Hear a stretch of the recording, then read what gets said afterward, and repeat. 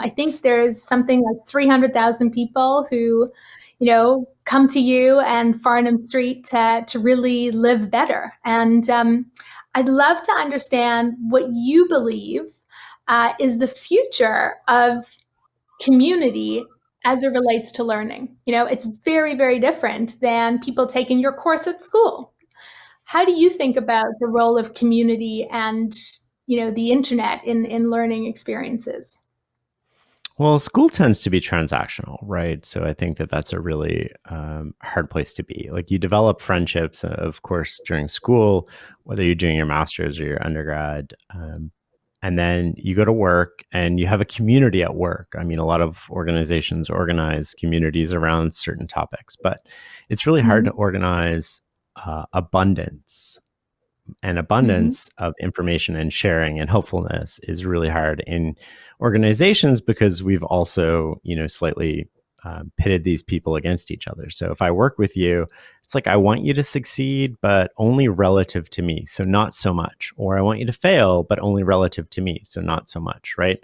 I don't want you to get too far ahead of me or too far behind me, but everything I view is through my lens. So if you ask me to help you, I'm not really going to help you. I'm going to help you, but I'm not really going to help you. And a great example of that would be I bet you at everybody's workplace right now, there's one person who knows the one thing that's holding you back, and they've never Mhm. told you. Why have they never told you? Right? If you really value the workplace and you want to make the workplace better and you want to make everybody there better, then it makes sense that you would Mhm. tell people that, but you can't in the context of most organizations. And so I think online communities can offer a lot of different things that you can't get from other communities. We have a community called the Learning Community, and on the inside, we have professional coaches from all four major sports leagues. We have exceptional entrepreneurs, and nobody knows who anybody is, and they're all just trying to help each other, and nobody has any vested interest in it. So, in the sense of, I'm not giving you advice because I want you to succeed relative to me. I'm giving you advice based on my experiences that'll help you succeed, because I think that's the best advice that I can give you. And I think that we get out of the competitiveness and then we get into the actual learning and the actual giving. And it becomes really phenomenal and really incredible to take away titles, take away sort of status of people, if you will, and just boil it down to thinking and helpfulness and kindness towards other people. And how do we solve problems together? And I think that there's a huge aspect of that. And if you want to add another layer to this, you can think about what's the number one predictor of where people end up in life, and it's your peer group.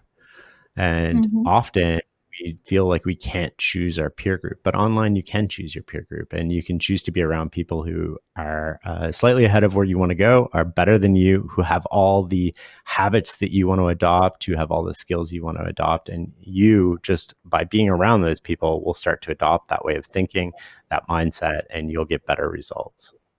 So access and exposure to this community in and of itself is a learning experience, is one thing I'm taking away, and certainly my experience.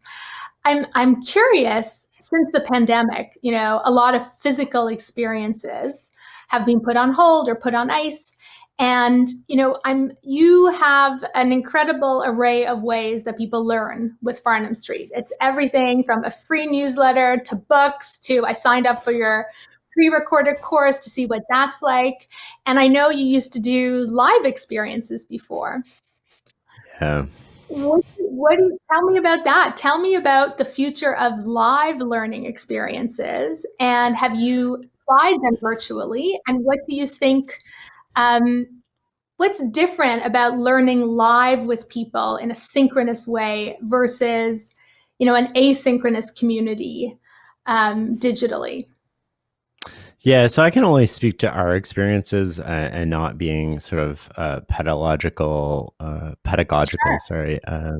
like background here. We experiment with what works and try to just go with what works, right? So uh, in person, what tends to work really well is learning from other people and not necessarily learning Mhm. from me or our content. So providing an environment where people can get the most out of the people at their table, and just making sure that we put really high quality people in the room and facilitate knowledge sharing that way.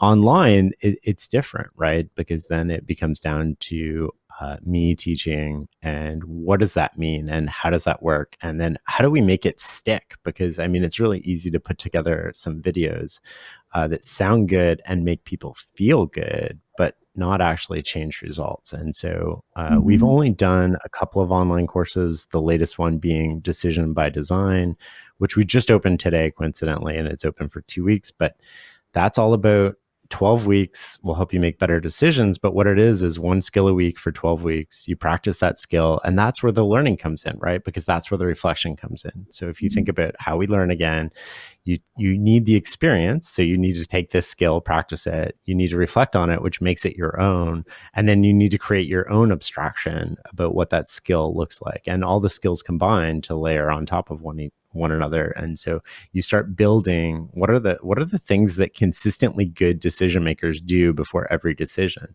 independent of what that decision is.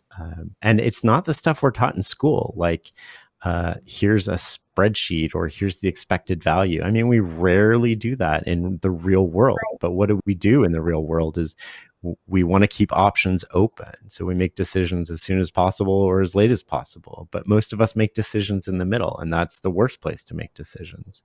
And so we sort of go through all of these skills and we give people practical examples, but we really expect them, if they want to learn, to go and do the work. And I think that that's where it falls down, right? So you can produce 50 hours of video content, and people will feel great about watching it. You can be hilarious Yeah. and a comedian and it's entertainment, but it doesn't actually change results. And our audience wants results, and they don't really care about humor, thank God, because I'm not very funny. But they want results, and we help them get results. And we know that because we follow up with people years after we've taught them something, and they're still applying it, and they still remember it, and they remember the names and the vocabulary that we've used, and they've shared it with people. And that's how we know that the way that we do it works.